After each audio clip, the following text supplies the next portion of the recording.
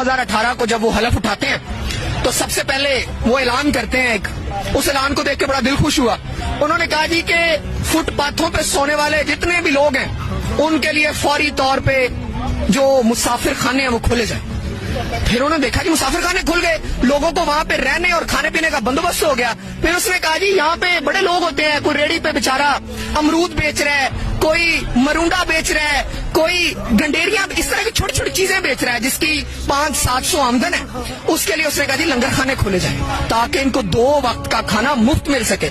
हम आगे बढ़ते हैं, आगे कोविड आ जाता है। कोविड ने पूरी दुनिया को हिला के रख दिया। जब से हम ग्लोबल विलेज बने, ग्लोबलाइजेशन आई है, तो पूरी दुनिया असरअंदाज होती है। जब भी कोई एक क्राइसिस दुनिया में आता है, हमारे अस्पताल लोगों से भर गए। उसने क्या किया? उसने एहसास प्रोग्राम शुरू किया।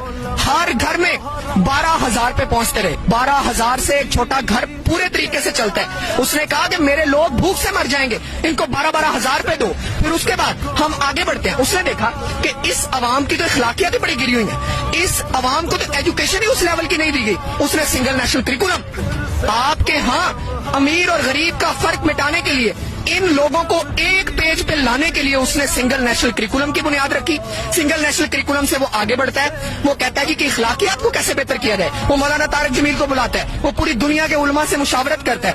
आपको बता रहे हैं कि कौमी असम्बली ने मुल्क भर की जामियात में कुरान पाक तर्जुमे के साथ पढ़ाने की करारदाद मुतफ़िका तौर पर मंजूर कर ली है। करारदाद कौमी असम्बली में वजीर मुमलिकत अली मोहम्मद खान ने पेश की।